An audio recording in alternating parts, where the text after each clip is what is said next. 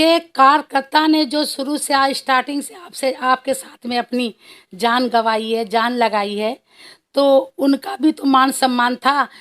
जिस तरीके से आपको एक दिन की कांग्रेस की आपको ने बुलाया और उनको दे दिया 5 करोड़ चुना वो पैसा लेकर, तो इसमें कहीं जीत नहीं होती है। आपने इस ऐसी सुपरिया आयरन को उतारा है इस कैंट विधानसभा में कि जो वो कार्यकर्ताओं को इज्जत ही नहीं दे रही है, कार्यकर्ताओं को मान ही नहीं रही है, कार्यकर्ताओं को उन्होंने पूछा तक नहीं कि हमारे कार्यकर्ता कहाँ पे वोट निकले कहाँ। तो उनको एक चीज़ का घमंड है इस बात का कि मैं जीत रही हूँ, लेकिन गलत है।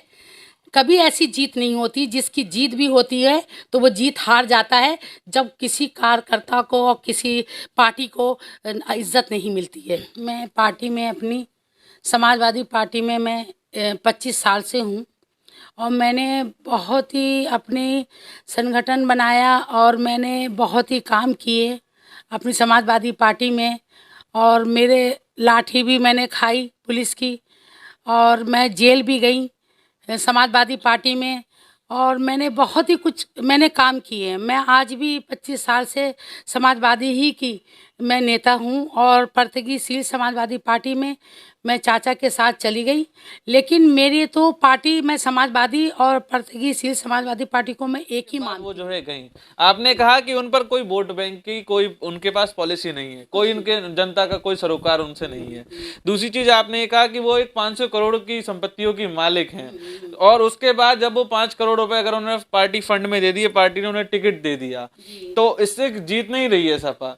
तो क्या इसमें क्या चीज निकल के आती है कि क्या उन्होंने पैसे के बलबूते जो है कार्यकर्ताओं को पीछे हटाकर टिकट ले लिया?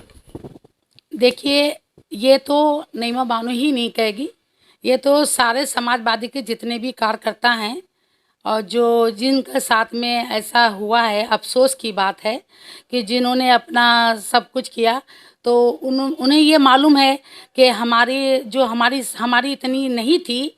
हम तो जान से दिल से उनके साथ थे लगे हुए, हमारे कने इतना नहीं था पैसा रुपया जो हम देकर और ये टिकट ले लेते। हमने तो जनता का दिल जीता था कि हमारे सीएम बने अखिलेश जी, लेकिन उन्होंने ये गलती की है।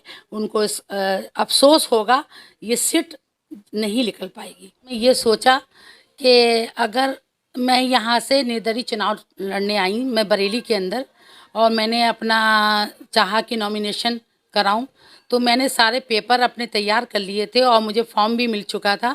और मैं ये इसकी तैयारी करने के लिए मैंने एक वकील से बात करी और बात करने के बाद वकील ने मुझसे कहा कि आप ये यहाँ पर फॉर्म जमा कर दीजिए और आपके जितने भी पर्चे हैं सब जमा कर दीजिए। तो मैंने पूरी लिस्ट उनको दे दी थी और जमा कर दी थी 25 तारीख को। 25 तारीख से बोले कि 26 तारीख को मत आइए, 27 को आइए और आपके सारे पेपर तैयार हो जाएंगे। जब मैं 27 को पहुंची तो उन्होंने ये बात कही कि ठीक है, कल जो है आपका होगा नॉमिनेशन और आप जो हैं वहाँ पर आ जाइए यहाँ पर 12 बजे। मैंने उनको सारे जो चालान कटता है और 10,000 का मैंने उनको पैसे उन्होंने मुझसे मांगे, मैंने दिए, सभी कुछ किया, लेकिन वो मुझे सहारे में रखे रहे।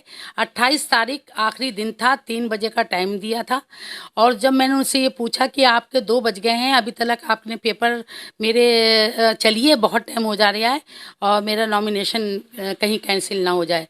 तो वकील जो थे वहाँ से चले गए थे। वहाँ से एक वकील जो था मेरे साथ में, वो बोला चलिए चलिए देर, हाँ चलिए चलिए। तो पूरे 3:05 पर अपने चैम्बर से और मुझे लेकर वहाँ पे पहुँचे। तब मैं कचहरी के अंदर जब पहुँची तो वहाँ पे बंद हो चुका था।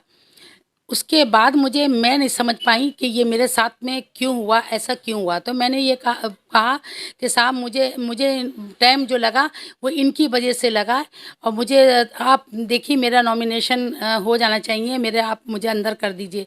लेकिन उन्होंने इसलिए कोई बात मेरी नहीं सुनी, क्योंकि टाइम ज़्यादा हो गया था और जो टाइम होता है फिक्स, वो उसके ऊपर हमें मानना चाहिए था। हमने भी इस बात पर ध्यान दिया, लेकिन मेरे आँख से आंसू आ गए, मैं रोने लगी। फिर उसके बाद जब मैंने वकील को कहा कि आप, वो बोले, एक उसमें से बोले थे कि साहब के ऐसा है कि आप 2:30 बजे अंदर आ जाती तो आपका नॉमिनेशन हो जाता, आपके पेपर बाद में भी आते रहते। उन्होंने ये बात बोली। तो मैंने वकील से कहा, क्यों आपने मुझे ऐसा क्यों किया, आपने, मेरी समझ में नहीं आई। आप मुझे 2:30 बजे अंदर कर देती तो मैं जो हूँ यहाँ पर मेरा नॉमिनेशन हो जाता, आप पेपर तैयार करके आ जाती। ठीक है। जब उनसे ये बात कही तो कुछ कुछ भी नहीं हुआ। होता क्या कि वो तो बात ही कैंसिल ही हो गया। लेकिन उसके बाद मुझे कुछ ये बातें, मैं जब रोने लगी तो कुछ लोग, कुछ वकील लोग ऐसा बोले कि आपने बहुत गलत किया जो आपने इनसे कराया। ये तो सुप्रिया एरन ने इनको बुलाकर और आपका टिकट, आपका नॉमिनेशन कैंसिल कराया, और ये जो है आपका कैंसिल कराया और उसमें पैसा पहुंचा है वकील का ने। तो वकील ने आपका काम नहीं किया, नहीं साथ दिया। लेकिन ये एक ही से नहीं, कितने लोगों ने मुझे इस बात को बतलाया। तो मैंने वकील से जब मैंने वकील को पकड़ा तो वो वहाँ से